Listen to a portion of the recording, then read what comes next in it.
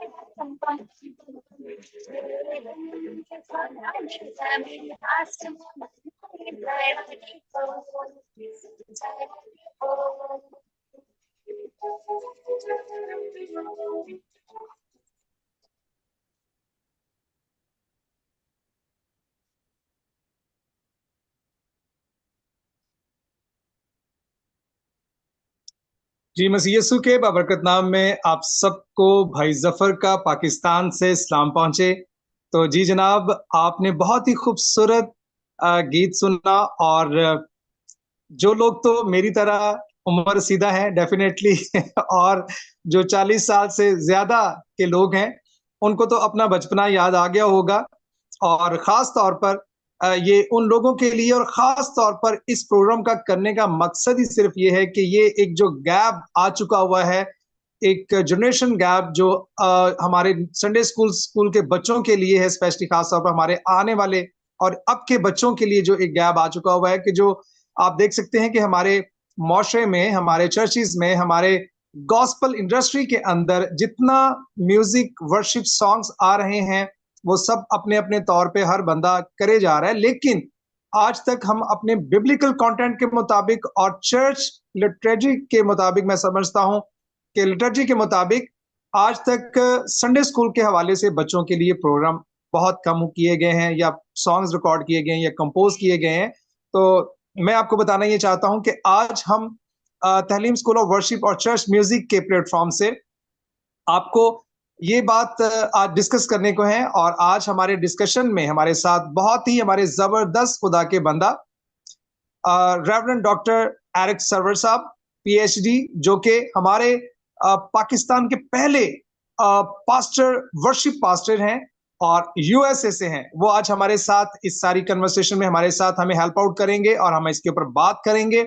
और बताना ये चाहता हूं कि आप जितने लोग हमें देख रहे हैं, जरूर इस लाइव ट्रांसमिशन को आप ज्यादा से ज्यादा लोगों के साथ शेयर करें, फैमिलीज के साथ शेयर करें, और बच्चों के लिए तो लाजमी आपने शेयर करना है, और अपनी मिनिस्ट्रीज में, चर्चेज में भी, ताकि ये एक बहुत म्यारी तामीरी जो गुफ्तगू है ये हमारी आम फहम कलीसियों तक लाजमी पहुंचे। तो जी, आपने गीत सुना, 6 दिन में खुदा ने जमी आसमां बनाई, जरा देखो। इतना खूबसूरत गीत है कि मैं जब इस गीत को सुन रहा था इस प्रोग्राम के हवाले से, तो मैं शेयर कर रहा था अपने बहुत ही खूबसूरत खुदा के बंदा pastor reverend doctor Eric Sarwar साहब के साथ कि मेरी 6 साल की बेटी अभी के, मैं जब इसके ऊपर वर्किंग कर रहा था तो वो मेरे साथ साथ गुनगुना रही थी और मुझे बता रही थी कि पापा हमारे स्कूल में तो ये होता है, हम बड़ा इंजॉय करते हैं। तो ये टॉपिक इतना खूबसूरत है नाज़रीन, मैं बताना ये चाहता हूँ कि आज का जो प्रोग्राम है वो हमारे जो प्रोग्राम का जो टाइटल है वो भी है children music and God's mission. ये इस टॉपिक पे हम लोग आज बात करेंगे और इसके टॉपिक पे बात करने के लिए हमारे साथ मौजूद हैं जी रेवरेंड डॉक्टर एरिक सर्वर साहब यूएसए से। आप जरूर हमें वॉच करें, देखते रहें और शेयर करते चले जाएं। मैं यहाँ पर पूछना चाहूंगा खुदा के बंदा एरिक सर्वर साहब से कि उनकी राय क्या है और उनका ये जब उन्होंने ये गीत लिखा, कंपोज किया गया, रिकॉर्ड किया गया और बहुतों तक ये गीत पहुंचा, पूरे पाकिस्तान, पूरी दुनिया, जहां पे हिंदी, उर्दू, पंजाबी सुना गिना जाता है वहां पर उन्होंने इस गीत को पहुंचाया, लोगों ने सुना और बरकत हासिल की। तो मैं इस सारी जर्नी से स्टार्ट लूंगा डॉक्टर एरिक सर्वर से कि वो हमें बताएं कि उनका क्या ख्याल था। जी डॉक्टर साहब। जी जफर, बहुत बहुत शुक्रिया आपका, और तमाम सुनने देखने वालों को भी मसीह यीशु के नाम में आपकी सलामती हो। जैसे जफर ने जिक्र किया जी कि बच्चों की खिदमत और बच्चों पे काम जो है ये बड़ा अहम और बड़ा निगलेक्टेड भी एरिया है हमारे मुल्क के पाकिस्तान में, और ख़ास तौर पर मौसीकी के हवाले से। सबसे इम्पोर्टेंट चीज़ ये है कि बाइबल मुकद्दस जो है वो हमें मौसीकी के बारे में और ख़ास तौर पर बच्चों की तालीम पर बहुत ज़्यादा फोकस करती है, नेक्स्ट जनरेशन के बारे में। मज़ामीर की किताब में हम पढ़ते हैं जी कि एक नस्ल उसकी बंदगी करेगी, दूसरी पुश्त को उसकी खबर दी जाएगी। और इसी तरीके के साथ साथ बाइबल मुकद्दस के रेफरेंसेस भरे पड़े हैं कि नेक्स्ट जनरेशन जो है, बच्चे जो हैं वो खुदा की तरफ से मिरास हैं, और उनकी परवरिश, उनकी देखभाल जो है वो किस अंदाज से करनी चाहिए। इस हवाले से जो म्यूज़िक है उसका बड़ा अहम रोल है as an emotional and as a cognitive both tool होते हुए। ये जो गीत जिसका आपने जिक्र किया है, 6 दिन में खुदा ने जमीन आसमां बनाया, ये उन दिनों की बात है। आज से कोई तकरीबन मेरे ख्याल में 20 साल पीछे चला जाऊंगा, जब मैं कराची में एक गर्ल्स स्कूल में म्यूजिक टीचर था एज अ पार्ट टाइम, ताकि साथ साथ मैं म्यूजिक टीचर की जॉब भी कर सकूं और साथ साथ मैं अपनी मिनिस्ट्री को भी जारी रख सकूं। तो वहाँ पर मुझे एक मौका मिला कि जो कराची में जो आगा खान बोर्ड है एजुकेशन, वो उन दिनों नया नया डेवलप हो रहा था, और आगा खान एजुकेशन बोर्ड ने एक कंसल्टेशन रखी जो कराची में रखी गई। और उसमें उन्होंने जो जितने स्कूल्स थे, ख़ास तौर पर प्राइवेट स्कूल के अंदर जो प्राइमरी स्कूल थे, मतलब जो नर्सरी से लेकर जो एलिमेंट्री स्कूल होते हैं, उनकी टीचर्स को दावत दी। तो दावत तो दी गई टीचर्स को, लेकिन एक वर्कशॉप उन्होंने रखी जिस वर्कशॉप का नाम था जी role of music in early childhood curriculum. और हम्म। उसके ऊपर मुझे बीइंग ए म्यूजिक टीचर होते हुए हमारी जो प्रिंसिपल थी उन्होंने कहा कि जी चूंकि म्यूजिक पे भी बात हो रही है तो आप जरूर जाएं। और मेरी हैरत उस वक्त दो चंद हो गई जब मैं वर्कशॉप में गया। सारी फीमेल ऑब्वियसली, आपको पता है हमारे प्राइमरी स्कूल में मोस्टली फीमेल टीचर्स होती हैं प्राइवेट स्कूल्स में। और जब मैं वहाँ गया तो वहाँ पर जो खातून वर्कशॉप लीड कर रही थी, उन्होंने अपने साथ पैनल में 2 और 3 इस्लामिक स्कॉलर भी बिठाए हुए थे। ये मेरे लिए अचंभे की बात थी, हैरानगी की बात थी कि वो खातून को इस्लामिक स्कॉलर्स क्यों चाहिए अपनी इस वर्कशॉप के अंदर। और जब हम वहाँ बैठे बातचीत हुई तो वो असल में इस्लामिक स्कॉलर जो थे, जब हम एजुकेशनल ट्रांसमिशन की बात करते हैं जी, बच्चों को सिखाया कैसे जाए, तो ऑब्वियसली टेक्स्ट बुक जो हैं या स्पोर्ट्स है, गेम्स हैं, वो सारी चीज़ें तो हैं, लेकिन मौसीकी क्या अहम किरदार अदा करती है। तो वो उसकी तरफ से वो रिलीजियस एक तरह के वर्डिक्ट ले रही थी, फतवा कह लें आपके। She was kind of in a situation कि जहाँ पर वो इसका कि जी इस्लामिक स्कॉलर्स इस बारे में क्या कहते हैं। इस बात बिल्कुल ठीक है। इस बात ने मुझे जो है बहुत इंस्पायर किया। मैंने कहा यार, हमारे तो चर्चेज में और हमारी कलीसियाओं के अंदर संडे स्कूल मिनिस्ट्री और वेस्टर्न चर्च से लेकर ईस्टर्न चर्च तक म्यूजिक तो इतना अहम है, हमें तो जरूरत भी नहीं है किसी से फतवा लेने की। तो हमारे पास क्या काम है पाकिस्तान में बच्चों के हवाले से। So that was a kind of instrumental and inspirational moment. उसने मुझे, जब मैं तहकीक पे निकला तो हमारे कराची में ELS book shop evangelical literature सदर में है, फिर उसके बाद रोमन कैथोलिक बुक शॉप है, सिस्टर ऑफ पॉलूस के नाम से वहां पर है। मैं वहां गया, मैंने उनसे पूछा जी बच्चों के गीत एल्बम सीडीज की आपके पास है? उन दिनों सीडीज आ गई थी, कैसेट्स भी मौजूद होती। हम्म। तो पता लगाया कि जी, मैंने कहा जी कोई नया काम आया 5-10 साल में? कहने का जी नया काम तो कोई नहीं, हमारे पास कोई पुराने पुराने रिकॉर्ड पड़े हुए हैं, तो वो अगर आप करना चाहें तो आप जरूर देख सकते हैं। अच्छा जी, मैंने कहा जी दें मुझे। तो मैंने सुना वही था, बाप इब्राहिम ने कश्ती बनाई, हजरत नूह के इतने बेटे थे, और वो किसने बनाया मछली को, वो सारे मोस्टली जो ट्रेडिशनल हम 25-30 साल यस। सुनते आ रहे थे, हम्म। वो हम्म। गीत थे। तो मैंने कहा यार मैं तो हर रोज तकरीबन कोई 5 से 6 घंटे मैं छोटे बच्चों में गुजारता हूँ, और यहाँ पर जो पोइम्स हैं और जो मेरी कॉम्पोजिशन, जब मैं नए गीत बनाता हूँ यहाँ पर स्कूल के लिए, वो यहाँ बच्चों में इतने पॉपुलर हो जाते हैं। जब हमारा एनुअल कन्वेंशन होता है, मुझसे वो दूसरे स्कूल्स के जो टीचर्स आई होती थी, वो सीडी मांगने के लिए आते थे कि जी ये सीडी है, कैसेट कहाँ पर आपने कहाँ से लिए हैं। तो मैं उन्हें बताता नहीं था कि मेरी कॉम्पोजिशन हैं, तो मैंने कहता था जी कि मैंने कहीं से लिए हैं। और यूं मैंने जो मेरी लेबोरेटरी थी वो इन गीतों को चेक करने की, वो मेरा हर रोज का 4 से 5 घंटे बच्चों के साथ पार्ट टाइम जॉब के अंदर, वो एक तरह की मेरी लैब के अंदर टेस्टिंग हो जाती थी कि कौन से गीत बच्चे पिक कर जाएंगे, कौन से फेल हो जाएंगे। So that's hmm. How things moving.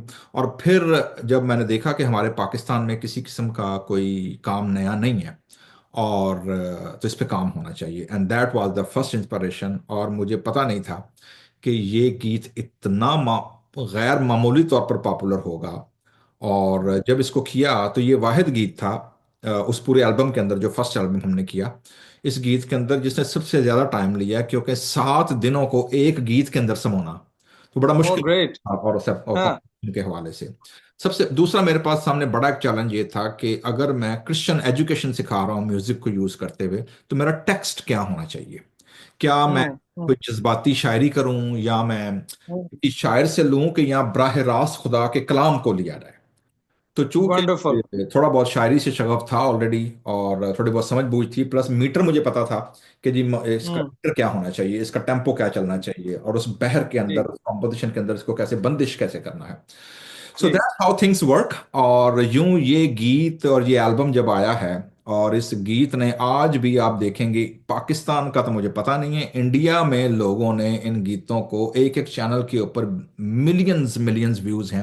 हम्म। और हम्म। यूज करने वालों को आजकल के दौर में, मॉनेटरी दौर के अंदर, जो लोग इन गीतों को इस्तेमाल कर रहे हैं, दे नेवर नो कि कौन बंदा है, किसने लिखे हैं, कहाँ से आए हैं।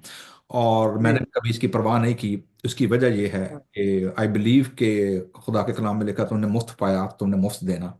सो प्रेज द लॉर्ड। तो प्रेज द लॉर्ड। आज 20 साल गुजरने के बावजूद बहुत सारे लोगों को नहीं पता इन गीतों के पीछे हम्म। कौन है, किन्होंने किया है, हम्म। और कैसे हुआ। हाँ। बिल्कुल।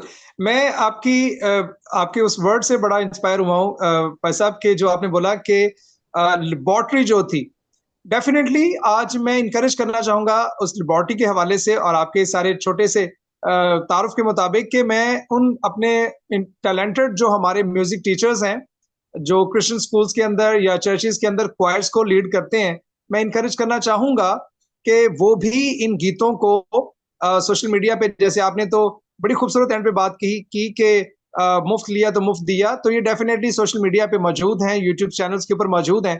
तो उनको मैं चाहता हूं कि वो लोग इन गीतों को लर्न करें, सीखें, और कांग्रीगेशन में खास तौर पर आज की न्यूली जनरेशन के लिए जो है वो जरूर उनको सिखाएं, बताएं कि ये गीत भी हैं। तो ये बड़ा खूबसूरत आपने क्या। और जहां तक मैं एक बात चीज देखता हूँ कि आपने सिर्फ ना सिर्फ ये एक गीत लिखा, बल्कि बहुत सारे गीत हैं आपके, जैसे आपने भी बताया कि बहुत सारे गीत हैं, जिनमें से मैं आज डिस्कस करना चाहूंगा।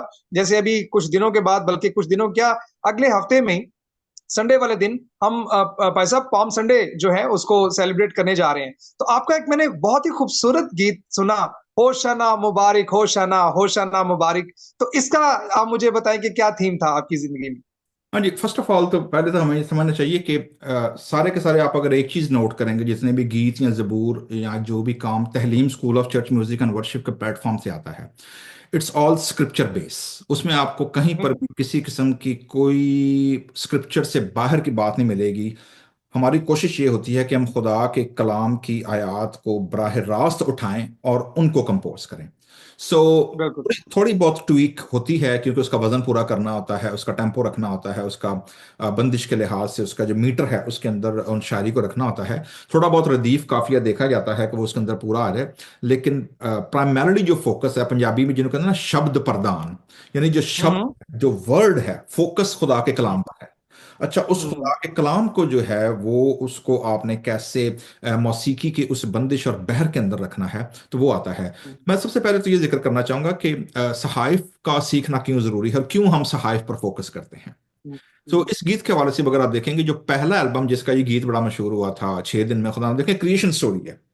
तो उसको मैंने बनाया इस अंदाज से, पूरा एल्बम 9 या 11 जो गीत थे उसके अंदर, वो मैंने जो लिखे और कंपोज किए, उसके पीछे टारगेट ये था कि जो क्रिश्चियन एजुकेशन है उसका क्यूरिकुलम तैयार किया जाए और बच्चों को पैदाइश की कहानी, उस एल्बम के अंदर जो था वो एल्बम 1 था, उसके अंदर पैदाइश की कहानी थी, फिर उसके बाद 10 कमांडमेंट थे, फिर उसके बाद यरू की स्टोरी थी, फिर यरू की स्टोरी के बाद फिर उसके अंदर मैंने जो अकीदा है हमारा, उसको भी हमने थोड़ा बहुत ट्राई करने की कोशिश की कि बाइबली आयतों से लिया, बल्कि उसमें इब्रानी और ग्रीक जो थी, पादरी जेरल्ड मल हमारे पाकिस्तान में बड़े मशहूर आलम गुजरे हैं, पादरी जेरल्ड मल से हमने कराची में हिब्रू और ग्रीक उनकी आवाज में गवाई।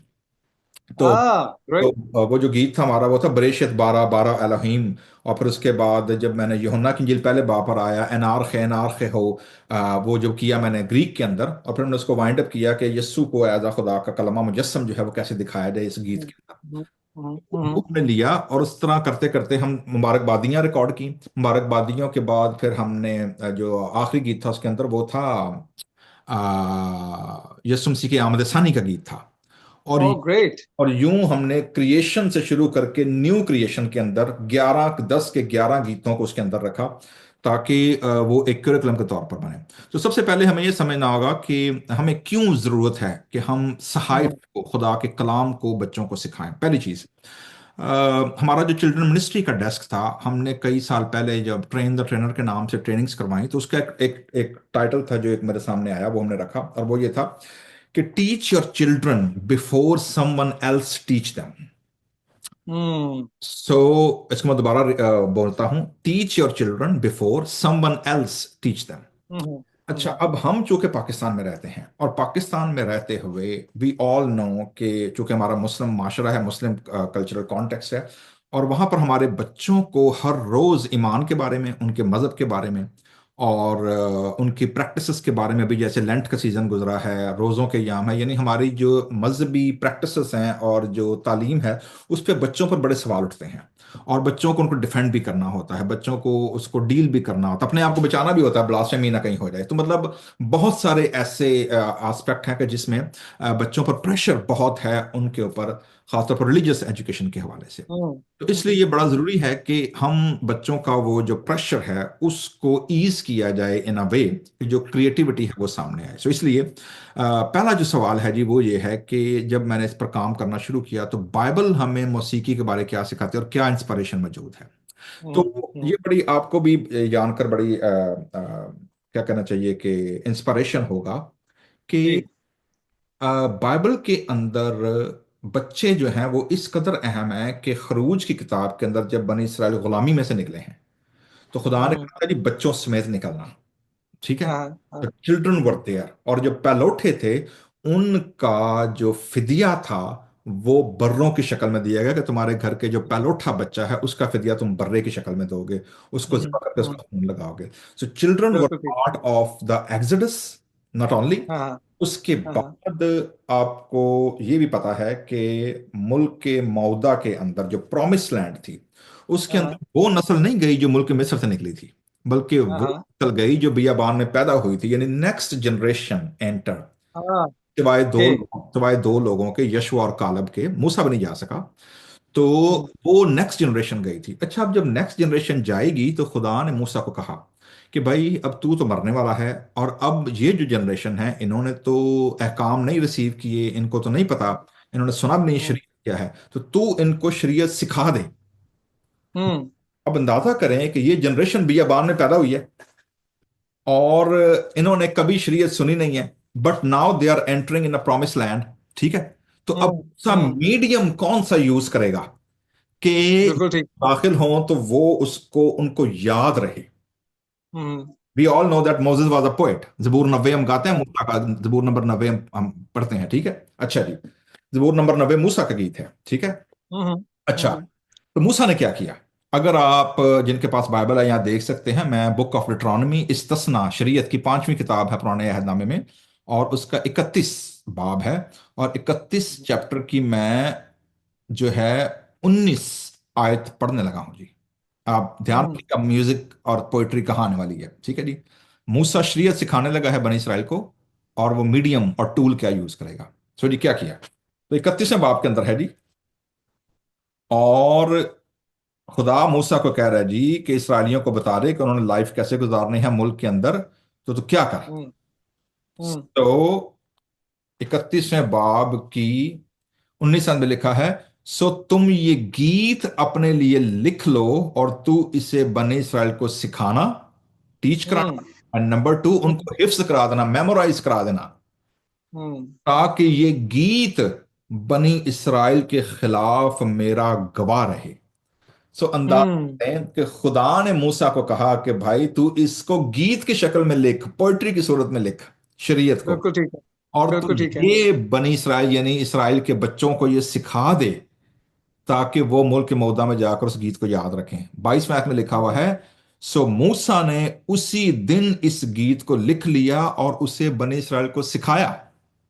हम्म ना हम्म सिर्फ गीत को पोएट्री में लिखा बल्कि उनको मेमोराइज करवाया। और आपको पता है कि गीत, आपने जैसे एग्जांपल दी अपनी बेटी की, बच्चों को गीत आपने मेमोराइज करवाना है तो पोएट्री और मेलोडी दोनों शामिल होंगी, yes rhythm yes and yes rhyme दोनों आएंगे, ठीक है जी। या एंड बिल्कुल। दैट्स हाउ वर्स 30th खत्म होती है, पर 32वां बाब शुरू होता है इस ससना का।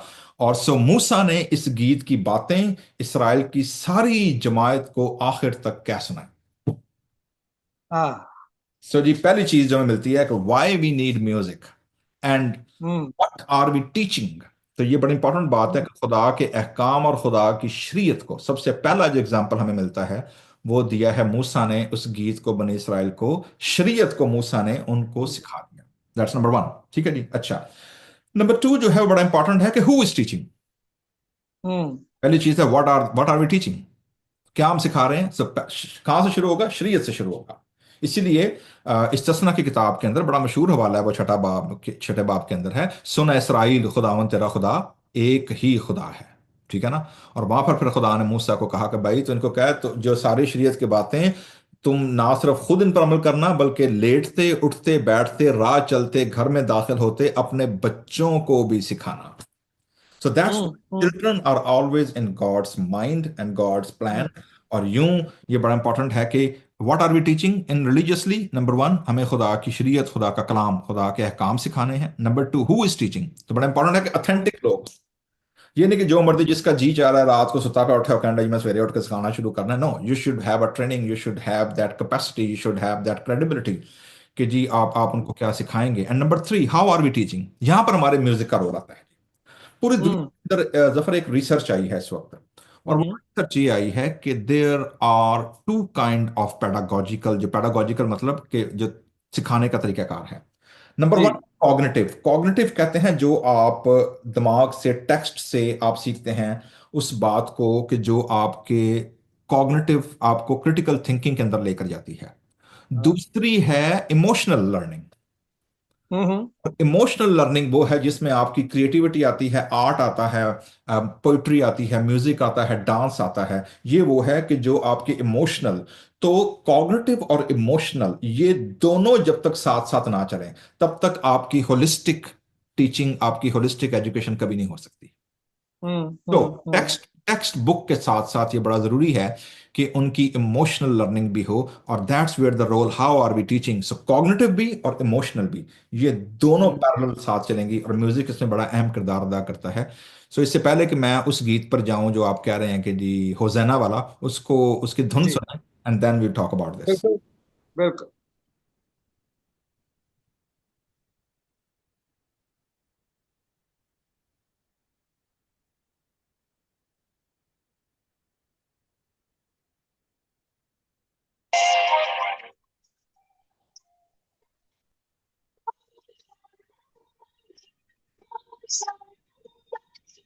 Yes, you are. Yes, you are. Watch it, you are. Watch it, you are. You don't say anything.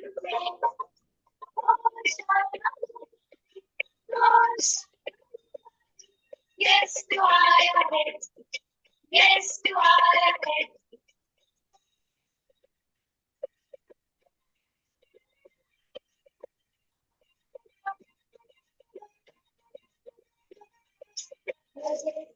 सवार है, सवार है, सवार है, गधे पर सवार है, तुम शहर में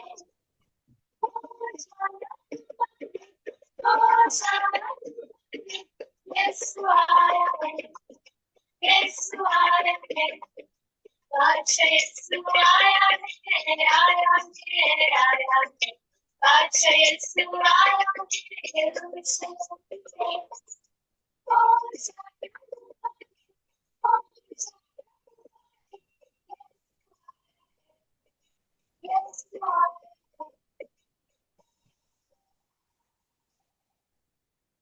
जी sir, thank you so much.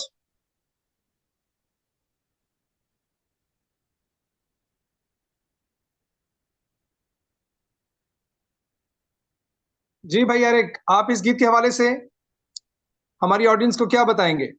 हाँ जी। अच्छा, अब ये जो पहला एल्बम मैंने बताया, जब हमने ये किया तो पहले मेरे जहन में आया कि इसको लॉन्च कहाँ किया जाए। तो ऑब्वियसली मैं चूंकि गुजरांवाला सेमिनरी से ऑलरेडी सेमिनरी करके आया हुआ था, तो सियालकोट कन्वेंशन पे मैं 3 साल वर्शिप लीडर रहा था ऑलरेडी ड्यूरिंग सेमिनरी टाइम। तो मुझे लगा कि सियालकोट कन्वेंशन से बेहतर जो है ना कोई जगह नहीं हो सकती जहां पर इसके एल्बम को लॉन्च किया जाए, as a way of gratitude and also to reaching out to the larger community. तो इसलिए हम्म। कराची से जो मेरी टीम थी मेरे साथ, मैं यहाँ जिक्र करना चाहूंगा डिक्सन विल्सन का। डिक्सन विल्सन के हम्म। स्टूडियो में इनको हमने रिकॉर्ड किया। डिक्सन विल्सन ने इनको सारा मिक्स एंड बैलेंस किया, और यूं डिक्सन विल्सन स्टूडियो जो था वो हमारे साथ शुरू से शामिल रहा ताकि हम इन गीतों को और इनको बच्चों तक पहुंचाएं। बिल्कुल। सो हमने बिल्कुल। अब पंजाब का ट्रैवल किया, और पंजाब में हम सियालकोट पहुंचे। सियालकोट कन्वेंशन पे हमने जब इसको लॉन्च किया तो वहां पर मेरी मुलाकात हुई। मैं ऑलरेडी जानता भी था, हमारे गुजरांवाला से हैं, पाकिस्तान संडे स्कूल मिनिस्ट्री वाले। तो हम्म। उन्होंने जब इस एल्बम को सुना, गीतों को सुना, तो वो तो जना जिसे कहना चाहिए ना कि उनके हाथ तो सोने की कान लग गई। तो उन्होंने कहा जी कि ये गीत आप हमें दें, हम अपने मिनिस्ट्री में यूज करेंगे, हमारा इतना बड़ा नेटवर्क है, हम इतने प्रोग्राम्स करते हैं ओएम टीम के साथ और पूरे पाकिस्तान में। मैंने कहा जी ठीक है, पर्पज ही ये है कि गीतों को बच्चों तक पहुंचाया जाए जो ड्यू है। तो यूं पाकिस्तान संडे स्कूल मिनिस्ट्री ने, अदनान नदर संधू साहब हैं, उन्होंने ये गीत हमसे लिए, और यूं उन्होंने जो है वो इन गीतों को अपने प्रोग्राम में इस्तेमाल किया, और यूं पूरे पंजाब में पूरी जगह जहां जहां उनके मिनिस्ट्री नेटवर्क था ये गीत फैलना शुरू हो गए। चूंकि इसका इतना बड़ा रिस्पांस आया तो मैंने फिर अगले ही साल प्लान किया कि we will produce second album. और हम्म। सवाल ये था कि सेकंड एल्बम का कंटेंट क्या होना चाहिए, और गीत जो हम्म। है वो किस चीज को कवर करेंगे। सो फिर बिल्कुल ठीक है। मैंने इस एल्बम के लिए, जिसका ये गीत है होसन्ना मुबारक यरूशलेम वाला, इसको फिर मैंने क्रिश्चियन कैलेंडर बेस किया। और ओके। यूं आप देखेंगे कि पहला मैंने क्रिश्चियन एजुकेशन, जो बेसिक टेनेंट्स हैं क्रिश्चियन फेथ के, उनको लिया, हम्म। 9 या 10 11 जो भी ट्रैक थे। इसके अंदर फिर मैंने फोकस किया क्रिश्चियन कैलेंडर को। और यूं इस हम्म। एल्बम के अंदर आपको मिलेंगे सारे गीत। क्रिसमस का गीत आपको मिलेगा, इसमें आपको ईस्टर का गीत मिलेगा, इसमें आपको पाम संडे का गीत मिलेगा, इसमें आपको सारे जो मेजर इवेंट हैं क्रिश्चियन कैलेंडर को जो फोकस करते हैं, एडवेंट से हम्म। लेकर ईद पेंतिकोस्त तक, वो हम्म। हमने कोशिश की इसके अंदर रखें। और यूं ये जो पाम संडे का गीत है, होली वीक से एक हफ्ता पहले जो है, इसके अंदर फिर ये वाला गीत रखा कि हो सना मुबारक यस्सु आया है, बादशाह यस्सु आया है यरूशलेम में। और यूं इसके अंदर हमने इस गीत को रखा। तो ये बड़ा इंपॉर्टेंट है कि हम इस बात को जाने कि बार बार मेरा फोकस जो है वो अगेन इस बात पर आ रहा है कि कलाम को, स्क्रिप्चर्स, हम्म। जो हम्म। फोकस है वो ये है कि बच्चे गीतों में कलाम को सीखें। क्यों? उसकी रीजन क्या है, देखें। जैसे मैंने पहले भी अर्ज किया था कि जो थियोलॉजिकल उसकी जो डेप्थ है वो ये है, नंबर वन, कि फर्स्ट ऑफ ऑल बच्चे खुदा की बादशाही का हिस्सा हैं। ठीक है जी। हम्म। नंबर टू, बच्चे हमेशा खुदा का फोकस रहे हैं नेक्स्ट जनरेशन के हवाले से। मतलब मैं आपको एक सीधी सी बात बताता हूँ। जबूर नंबर हम्म। 119 बाइबल मुकद्दस का सबसे तवील तरीन चैप्टर है, साम 119, ठीक है ना, जबूर 119। और जी। जबूर 119 जो है उसके 22 हिस्से हैं जो कि हिब्रू हम्म। अल्फाबेट्स पर गए हैं, इब्रानी हरूफ हम्म। गए हैं। अगर आप देखें हम्म। पूरे 119 को पढ़ेंगे ना, तो वहां पर लिखा है उसके सरनामे पर अलिफ, फिर 8 आयतें हैं, फिर बेत, फिर 8 आयतें हैं, गीमल, हम्म। फिर 8 आयतें हैं, फिर दालत, हे, वाव। और ये पूरी 22 के 22 इब्रानी हरूफ तहज्जी जो हैं वो आठ हम्म। आठ पर क्या है, 8 8 की पोइट्री पर तकसीम है। मतलब ये हुआ ठीक है। कि अगर हम 22 हरूफ तहज्जी को 28 के साथ मल्टीप्लाई करें तो आप खुद मैथमेटिक कर लें, डू द मैथ, तकरीबन कोई मेरे ख्याल में 150 के करीब जो है वो आयतें बन जाती हैं। हाँ 150 ठीक है। Plus 22 multiply by 22 multiply by 8, ठीक है, 22 हरूफ तहज्जी। जब आप बच्चों को भेजते हैं स्कूल में, किसी भी छोटे बच्चे को सबसे पहले वो क्या सीखता है? 1 2 अल्फाबेट्स, किसी भी अल्फाबेट। लैंग्वेज के अल्फाबेट सीखता है ना। तो जबूर बिल्कुल। 119 का जो फोकस है, जो थीम है, वो खुदा की शरीयत है, oh great. Law of great. The law. और आप हम्म। देखेंगे कि बच्चे अलिफ के साथ 8 आयतें खुदा के, ये जो बड़ी मशहूर आयत है ना, तेरा कलाम मेरे कदमों के लिए चिराग और राह के लिए रोशनी है, दिस इज साम हम्म। 119 वर्स 80 और समथिंग ठीक है। मैंने तेरे कलाम को अच्छा। अपने दिल में रख लिया ताकि तेरा गुनाह ना करूं, जबूर 119 सर्टेन थिंग, ठीक है ना। ये। तूने अपने कलाम हाँ को सब नामों से ज्यादा अजमत दी है, जबूर, हाँ तेरे कलाम को हाँ शहद के टपकों से ज्यादा शीरीनी हासिल होती है, दीज आर ऑल साम हाँ 119। हाँ तो हाँ। इब्रानी जो लोग थे, जब वो इब्रानी हरूफ तहज्जी सिखाते थे, तो दैट्स हाउ दे पेनिट्रेट शरीयत। और ये कहा या। जाता है कि यहूदी, हाँ। ये कहा जाता है कि यहूदी माएं अपने बच्चों को दूध के साथ शरीयत पिलाती थी। तो वाह वाह। यहाँ पर चैलेंज है जी क्रिश्चियन माओं से भी। आप जब बच्चों को दूध पिला रही होती हैं या बच्चों को पाल रही होती हैं, तो आप उनको साथ क्या पिला रही हैं? आपके सामने टीवी हाँ क्या चल रहा है, आपके मोबाइल फोन पे क्या चल रहा है, और बिल्कुल। आपके घर में किस किस्म का साउंड आप डेवलप कर रहे हैं? Remember, yes sound yes. Make a big difference on any developmental mind. किस हाँ किस्म का हाँ हाँ जो है, तो ये बड़ा इंपॉर्टेंट है कि आपके घरों के अंदर, खानदानों के अंदर, बच्चे आपके घरों के अंदर टीवी स्क्रीन पर, कंप्यूटर स्क्रीन पर, मोबाइल स्क्रीन के ऊपर, डिजिटल स्पेस के ऊपर आप उनको क्या पिला रहे हैं और क्या खिला रहे हैं, that's all up to you, how बिल्कुल यू फीडिंग देयर सोल। बिल्कुल। सो डॉक्टर साहब मेरा यहाँ पर एक पर्सनल क्वेश्चन है, और मैं जरूर आपसे कहूंगा कि ये एक मैसेज के तौर पर हमारी पूरी कौम को ये जाना चाहिए। दो चीजें हैं, जैसे कि आपने बहुत एक बेसिक बच्चे की जो फर्स्ट जो लेसन है या फर्स्ट स्कूल है वो उसकी उसकी माँ है, या माँ जो है डेफिनेटली बच्चे को जिस तरह वो पढ़ा सकती हैं। उसके बाद में एक माशरे के अंदर, मैं एक पाकिस्तान में रहते हुए माशरे का एक हिस्सा हूं, तो मैं एक एलिमेंट आपके सामने रखना चाह रहा हूं। आप और मैं और हमारे जैसे बहुत सारे ऐसे लोग जो जिन्होंने अपने संडे स्कूल से संडे स्कूल में टाइम स्पेंड किया, उसके बाद यूथ को में टाइम स्पेंड किया, देन आज हम बहुत बहुत एक्टिव होकर के खुदा में मसरूर होकर काम कर रहे हैं। लेकिन एक मैं अलमिया बताने जा रहा हूं, हमारी जितने पाकिस्तान के अंदर अब जितनी कॉन्ग्रीगेशंस हैं, जितनी डिनोमिनेशंस हैं, वहां पर संडे स्कूल ना सिर्फ हम बात कर रहे हैं गीतों के हवाले से या उनके लिटरेचर के हवाले से, मैं तो यहाँ पर ये देखता हूं कि संडे स्कूल जो जिसको हम संडे स्कूल बोलते हैं वो भी कलीसियों में अब नहीं है। बहुत सारी ऐसी कॉन्ग्रीगेशंस में के अंदर संडे स्कूल का कॉन्सेप्ट ही नहीं है चर्चिस के अंदर। वहां पे आप क्या कहना चाहेंगे?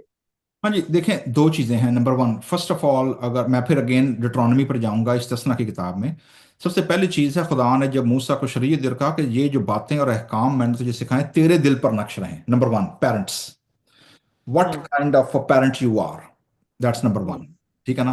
तो पेरेंट्स, अगर पेरेंट्स खुदा खौफ हैं और वो चर्च सेंटर्ड हैं, तो पेरेंट्स अपने बच्चों को भी उसी तरह से ग्रोन अप करेंगे, that's number one. Hmm number two, hmm अगर कोई कहते हैं जी कि दोनों में से नहीं, ज्यादा यहाँ पर इंपॉर्टेंट फिर रोल आता है माँ का, मदरहुड का, ठीक है ना। और इसलिए मदरहुड बड़ी इंपॉर्टेंट है कि खुदा खौफी वाली औरत जो हो, हमारे यहाँ लोग आजकल कमर्शियल और प्रोफेशनलिज्म का दौर है, आजकल लोग हम्म कहते हैं जी कि बीबी या कुड़ी सोहनी किड्डी लगती है। सो आजकल चूंकि हर चीज़ जो दिखता है वो बिकता है, लेकिन प्रॉब्लम ये हम्म होती है कि हर चमकती चीज़ भी सोना नहीं होती। आप बाज़ औक़ात ग्लिटरिंग के चक्करों में तो गटर उठा कर ले आते हैं।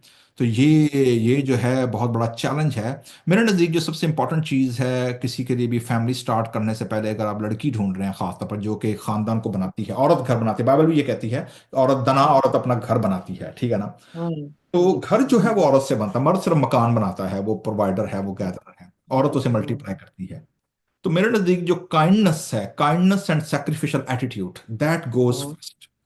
कि बाइबल मुकद्दस की आप जितनी हीरोइंस देखेंगे ओल्ड टेस्टामेंट से लेकर न्यू टेस्टामेंट तक, जो सबसे बड़ा करेक्टर नजर आता है किसी भी जवान लड़की के अंदर जो शादी की उम्र को है, वो है काइंडनेस एंड सैक्रिफिशियल एटीट्यूड। अगर वो नहीं, तो इट मीन्स कि आप क्रैप घर पे लेकर आ रहे हैं जो कि बर्बादी कर देगा।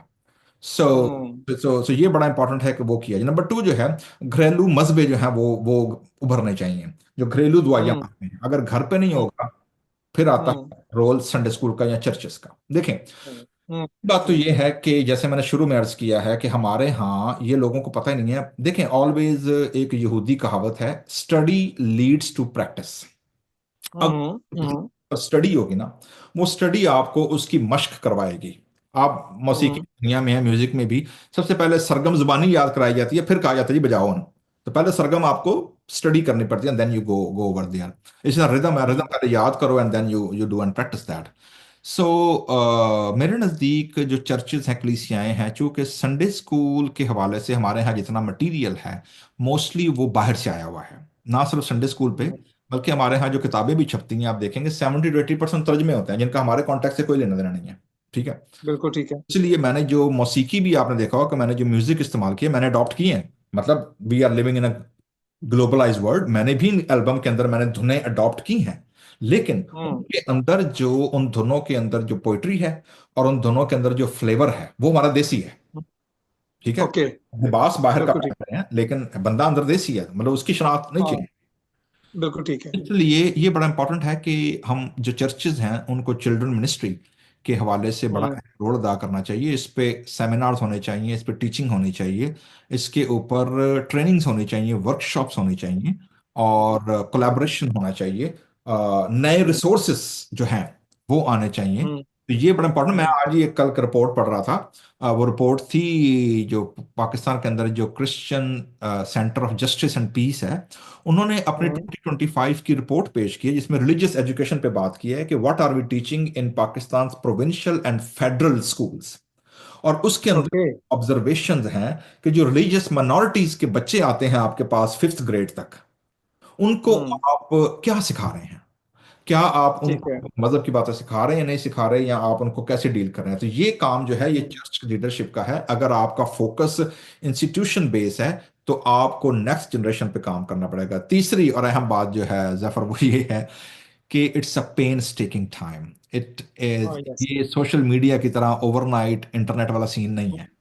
बिल्कुल ठीक है। इट बिल्कुल टेक ठीक। Years of sacrifice, study and, जिसे कहना चाहिए ना कि एक मेहनत है उसके पीछे, आपको उम्र लग जाती है, और then you come into that level के जहां पर आप इन चीज़ों को एजुकेशनली कर सकते हैं। तो ये बड़ा इंपॉर्टेंट है कि संडे स्कूल को, हो सकता है, मैं ये नहीं कह रहा हो नहीं सकता, पाकिस्तान में लोगों के पास जहन भी है, बोझ भी है।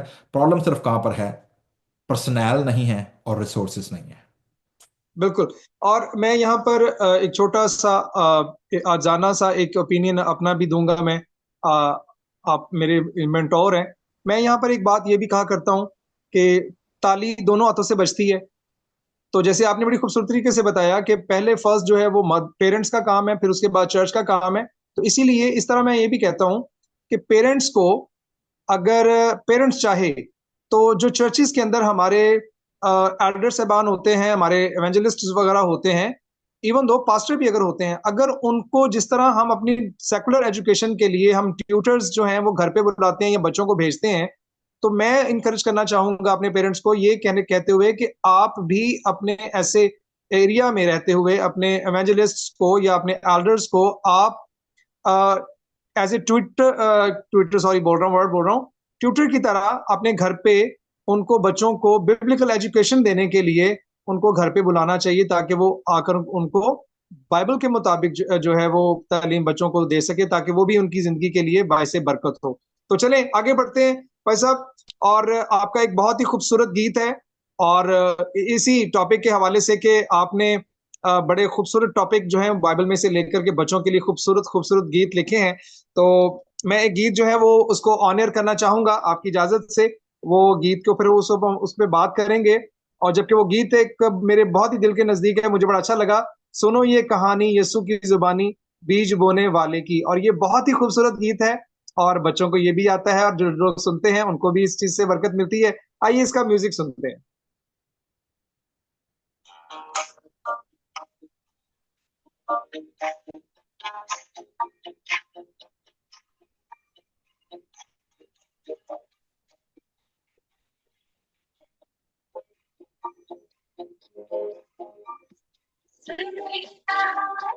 ये सभी तो बारी बीच बोले बारी ये सभी तो बारी बीच बोले बारी बीच बोले बारी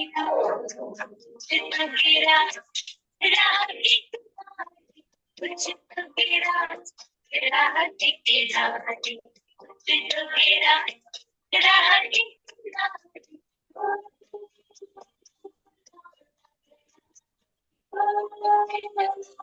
रोंदा गया सुनो ये कहानी ये सभी जबान बीच बोले बीच बोले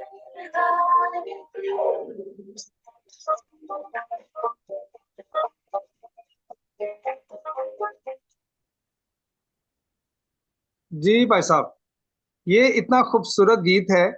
जब भी सुने तो बिल्कुल हम अपने बचपने में चले जाते हैं।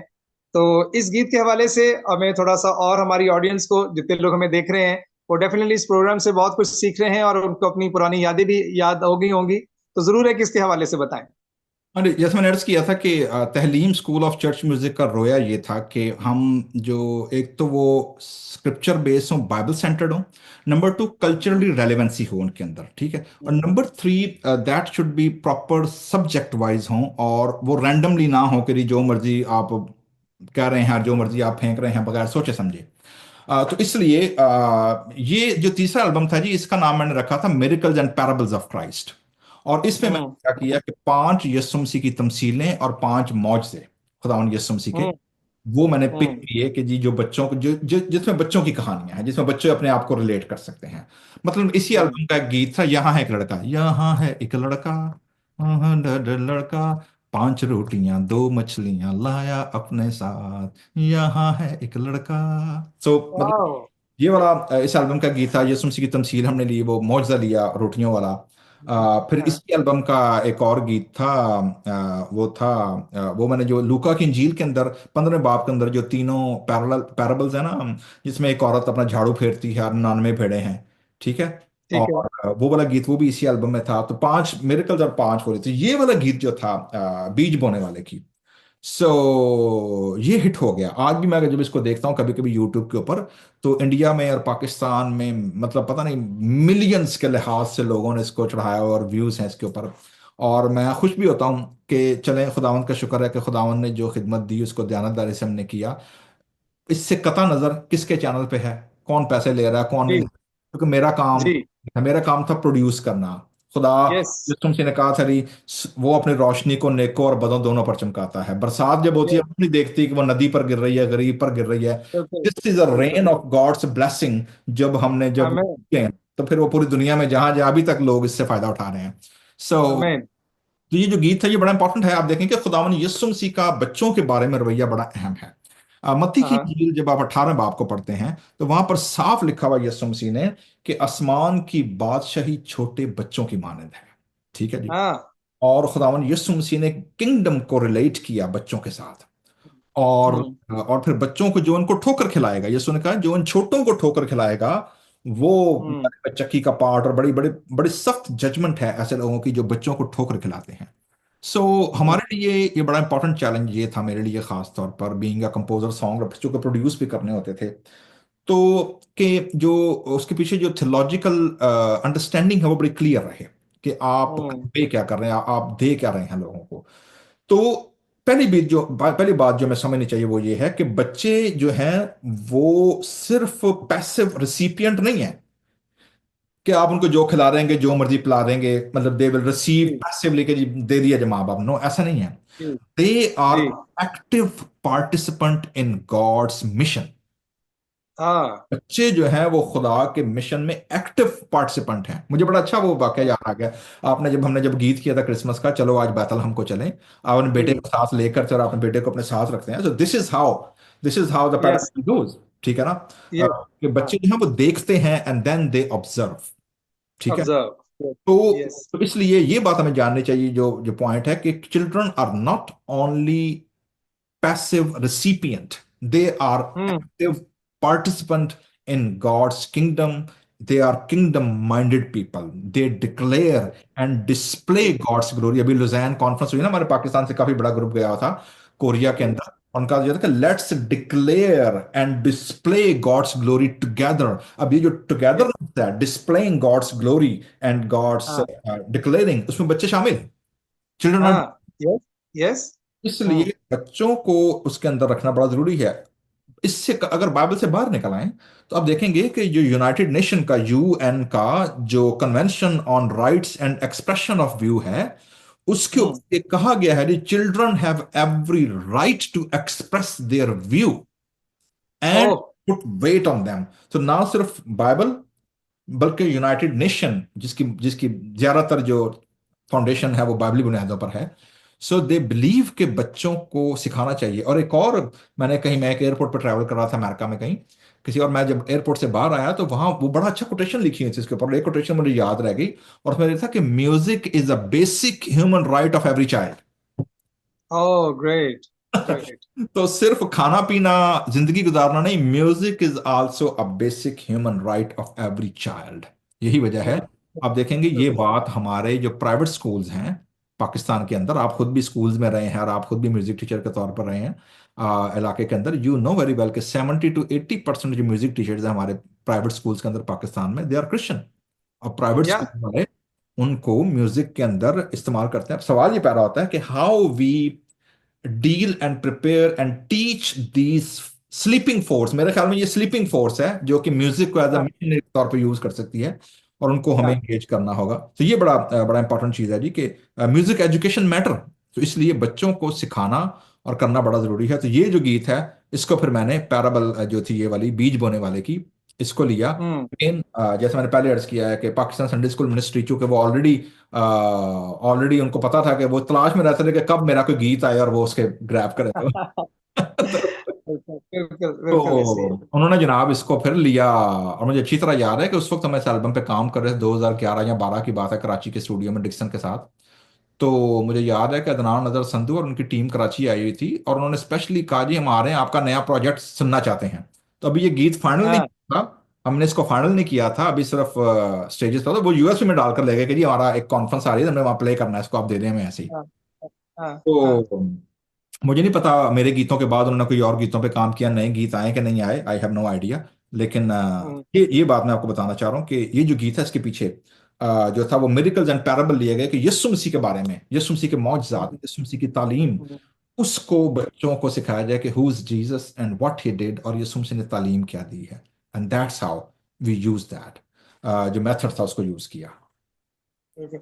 और जहां तक आपने कहा कि मुझे नहीं है पता कि उसके बाद बच्चों यहाँ पे मिनिस्ट्रीज में काम हो रहा है कि नहीं हो रहा, मैं इस बात का विटनेस हूँ पिछले 15 सालों से। अगर मैं गॉस्पेल के अंदर हूँ तो कराची से पेशावर तक मैं इस चीज को, मैं बड़े अफसोस के साथ ये बात कहना चाहूंगा कि डॉक्टर साहब आपकी जितनी भी मेहनत है और जितना भी काम आपने हमारे पाकिस्तानी कलीसियाओं को, चर्चिस को, मिनिस्ट्रीज को जितना का काम आपने दिया, नो डाउट अभी के इंडिविजुअली चीजें बहुत ज्यादा हो रही हैं। बहुत सारे जो हमारे बेटे बेटियां जो है वो अपने एल्बम्स करते हैं, बहुत सारी रिकॉर्डिंग कंपनीज जो है वो रिकॉर्डिंग्स करती हैं, वीडियोस पे काम करती हैं, लेकिन वो चिल्ड्रंस लिटरेचर के ऊपर बहुत कम काम हो रहा है, बल्कि मोस्टली मेरे सुनने में तो नहीं आया।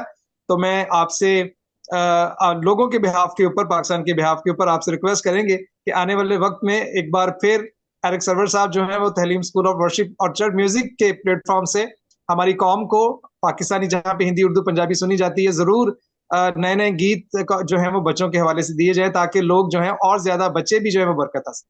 जफर, ये काम, ये बात आपने नहीं, मुझे मेरी वाइफ शुमाइला कई बार कह चुकी हैं कि बच्चों का काम कब आ रहा है।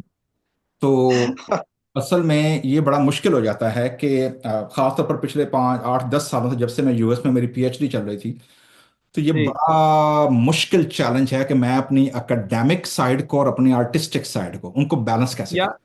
हाँ हाँ हाँ हाँ। तो ऊपर से अब मेरे ऊपर जिम्मेदारी जो है वो यहाँ पर ग्लोबल चर्च की भी है, डियास्पोरा की भी है, प्लस यस। राइटिंग का काम है, रिसर्च का काम है। अगर मुझे चूज करना पड़े ना, कि जी अगर खुदा मुझसे पूछ ले कि भाई आप एकेडमिक गिफ्ट रखना चाहोगे या आर्टिस्टिक गिफ्ट रखना चाहोगे, obviously I pick artistic gift. कि एकेडमिक हम्म। को मैं पॉज कर देता हूँ, तो मुझे सिर्फ आर्टिस्टिक गिफ्ट में रहने दे, क्योंकि दैट हाँ गिव मी मोर क्रिएटिविटी और जो है वो हाँ देखते हैं। लेकिन मेरा टारगेट है, लेकिन मैंने छोड़ा नहीं। आप देखेंगे कि मैंने इसके बावजूद पिछले चंद सालों में आपने मेरे दो गीत हाँ। गाए हैं, शामिल हुए आप उसके अंदर, जो हमने हमने प्रोड्यूस किए हैं। अ, यस यस। कौन सा था वो एक मन मंदिर में तेरा दीप जले। मन मंदिर, बिल्कुल हाँ, बहुत खूबसूरत गीत। हाँ जी। वो वाला आपने मेरा गीत गाया है। प्लस पिछले साल हमने किया है वो वाला जलाल क्रिसमस का तेरा है। गीत है, जलाल तेरा है, यस जलाल तेरा है। यस। हाँ जी। तो मतलब जहां जहां मुझे मेरा दाव लगता है ना, मैं वहां कुछ ना कुछ कर जाता हूँ। लेकिन इंटेंशनली प्लानिंग के साथ बच्चों का एल्बम मेरे जहन में है। I want to do that. लेकिन अभी तक हाँ जिसे कहना चाहिए ना कि मुझे वो टाइम फ्रेम मुझे नजर नहीं आ रहा कि मैं कहाँ पर आराम से बैठूं, मुझे और कुछ ना करना हो, और I totally focus on children ministry. हाँ। और बच्चों के हवाले से एक बहुत ही खूबसूरत गीत है, झूमने वाला, नाचने वाला और एंजॉय करने वाला। आपका एक बहुत ही खूबसूरत गीत है जी, रिम झिम तारा रा रा रा। और इसका म्यूजिक भी हम सुनेंगे और इसकी भी हिस्ट्री जानेंगे कि ये गीत आपका आपके जहन में कैसे आया।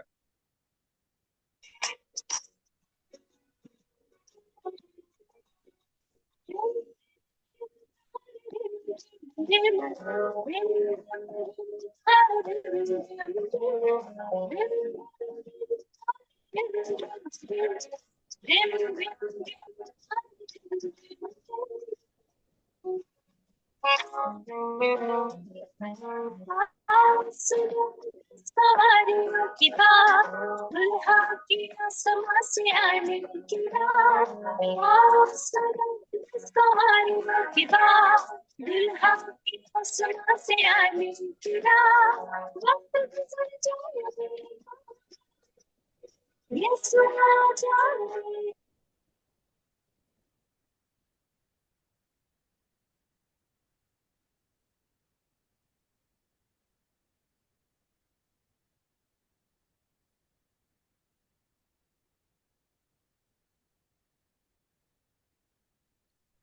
डॉक्टर साहब, गीत आपका हैवी गीत था, उसकी अभी वो हो रही है, कोई बात नहीं। चले, रिम रिम रिम। रिकॉर्डिंग हो रही है। हाँ जी।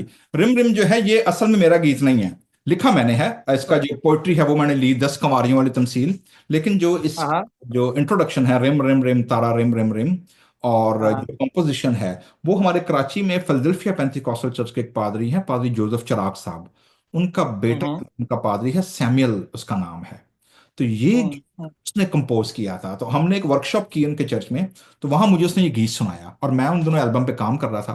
तो मैंने उससे पूछा, कि मैंने कहा कि सैमुअल, अगर आप इजाज़त दें तो हम ये गीत आने वाले एल्बम में शामिल कर लें।